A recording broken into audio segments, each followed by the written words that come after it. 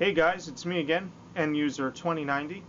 Just wanted to give you a quick update as to what's going on in my world.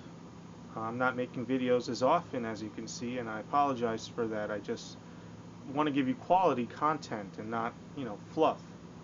So essentially I've been slowing down on some of my purchases in the thrift stores. I don't want to, buy things that I don't necessarily need, and then I clog up the place with a bunch of stuff. As you know, yesterday and today they had a sale in the thrift stores for President's Day.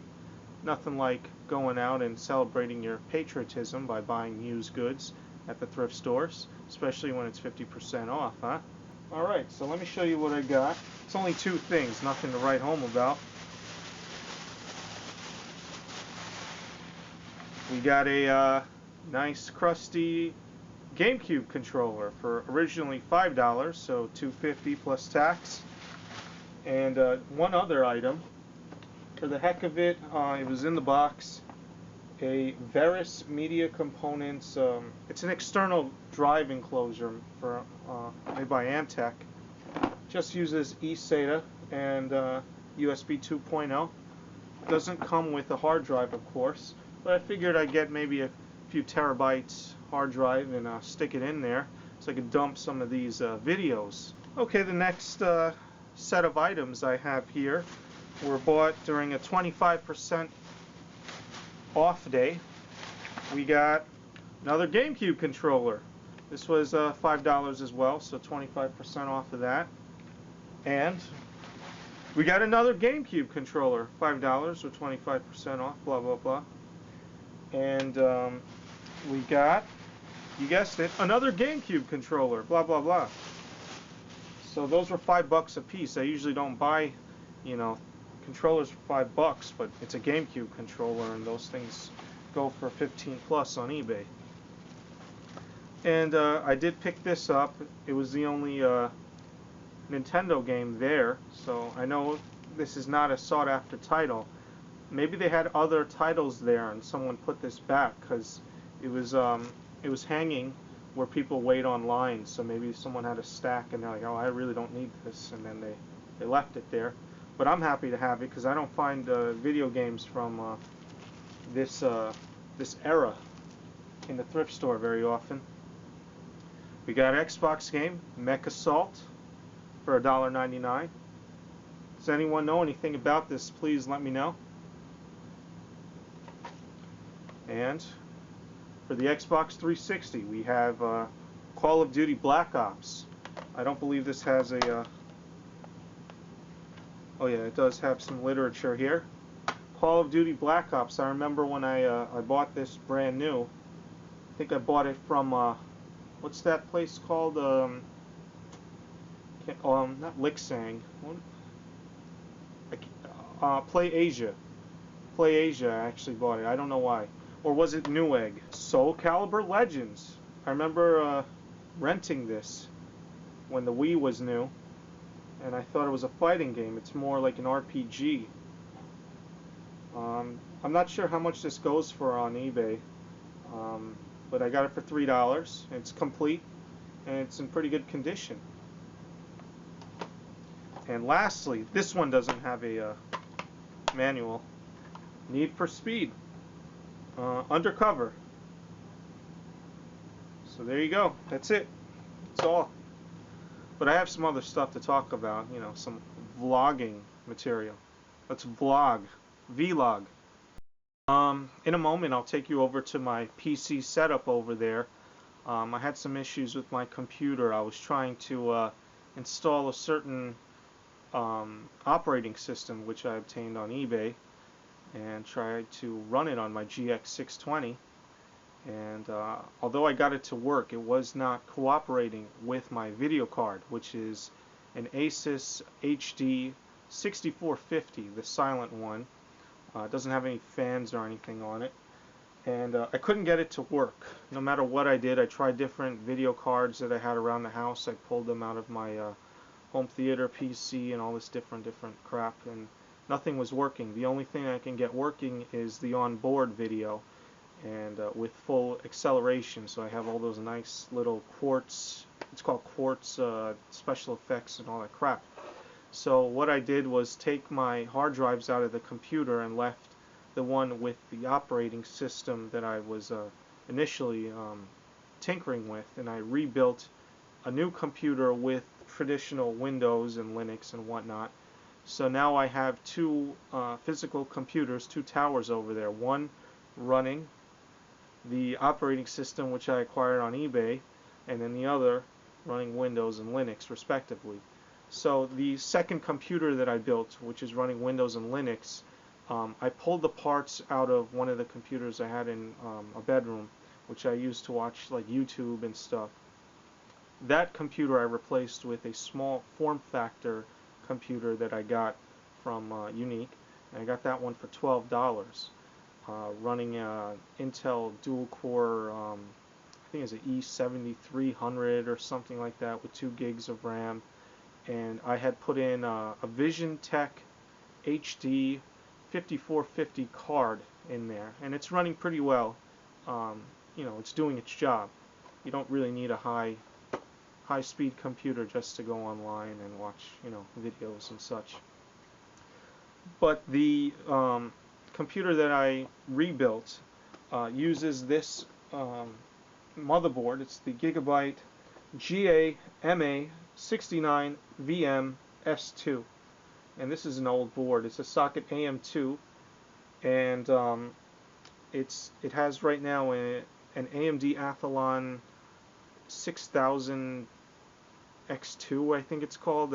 It's an old dual core system. It's a 6000, roughly 3 gigahertz it's running, and 4 gigabytes of RAM. The same video card that I mentioned before, the Asus 6450 card, and it's running in actually a retro gaming case. So I'm gonna show you guys what I have going on over here instead of splurting out, you know, numbers. But oh yeah, and this is the power supply that's using. It's a what is this called? A RX 53 530 SS. There's an ATX power supply. RAID Max. So let's take a look at the system now. Help us, we're broken. Help us, we're broken. Help us. So this is the GX620 that I did the video on, and yeah, so as I can pan over and show you, there's the monitor, and right opposite it is this guy. So let's take a minute and power it up, see what's going on. Yeah, let's just say smoke test, but be careful what you're smoking out there, huh?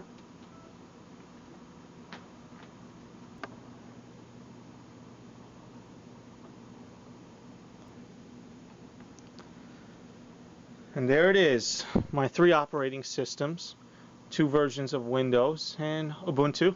Gotta love it.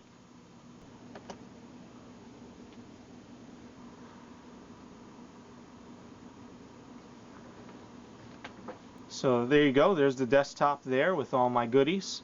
But let's take a look at all the little bits and bobs inside of this thing. I apologize for not taking off the side panel of this computer. There is a reason for that, which I'll discuss in the near future. What we have here is the CPU cooler. It's a Gamix 300 developed by Deepcool, and it has a nice fan there. That's pretty cool looking.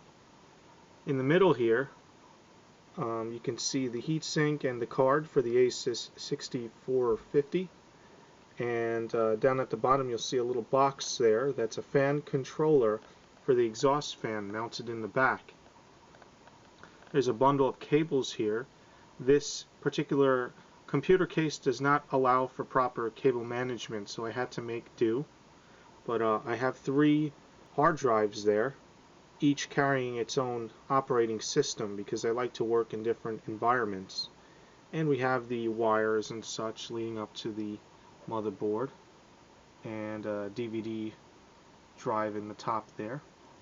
2 RAM modules installed equaling 4 gigabytes, and we have 2 slots that are empty there. This motherboard can handle up to 16 gigabytes of DDR2 memory, which is not really feasible or economically feasible, because 16 gigabytes of DDR2 equals about $200 on eBay, probably more than that. The front of the computer has an onboard fan controller with different buttons and such to control the speed and show also the thermal information regarding the temperature of the CPU and different components in the system. I don't have any of that connected because I didn't find it necessary, and the amount of cables that are already bundled in there was taking up so much space. I didn't want to use the wires that were part of this system here. It's just too much crap going on. This door leads to the ports for onboard USB 2.0 and audio. However, the wire for those things were missing and I couldn't find it, so I just installed a little rinky-dink USB hub here. It was actually beige, but I colored it black to match the schematic here. One of the covers for the 5 1/4 panel was missing, so I just filled it in with a DVD drive, and then the top one is actually hooked up and fully functional. This is an older case that has the bubble style LED lights, which I like. They don't make that anymore. Some people consider it gaudy, but I like it. I like it a lot. Yeah. Now, the reason why I didn't take off the panel from that computer is because I don't want to jostle it around. When I got the board, unfortunately, I noticed that 3 of the capacitors by the CPU were bloated. Those capacitors serve as a very critical function. They help regulate the voltage to the CPU, and I don't have the proper equipment to recap a board, and several times I've tried to desolder the capacitors, especially on a motherboard, and I haven't had much luck doing that. So what I did was remove the old capacitors by just simply ripping them off the board and leaving the legs intact, and then soldering the new capacitors onto the preceding legs. I tried to do that this time around, and it worked for a couple weeks, but then eventually the capacitors were falling off. Eventually it led me to reconsider how I was going to repair the board. So what I did was glue the capacitors, the new ones, onto the parallel port on the back, hot glue them just to make them stationary, and use wire to connect them to the old capacitor legs. So it looks kind of ghetto, but it is what it is, and it works. And for the time being, as long as I don't screw around with the computer, it should work for however many months or years, hopefully.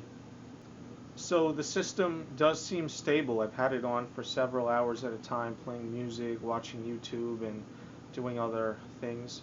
Haven't had any issues. The only issue that I can think of is that the case, it is old, it is rickety, it is cheap. It does make a vibration noise, but with the furnace running or the dehumidifier or with any kind of music or anything on, I really can't hear it. So that's the only gripe I have. It doesn't have any of the newer USB 3.0 or eSATA or anything like that. It's just a standard run-of-the-mill computer case. So that's it. That's all I have to show you. Thanks for sticking around and listening to me go on and on about my antiquated hardware here. But thanks again, and I'll hope to see you in the next time. Peace.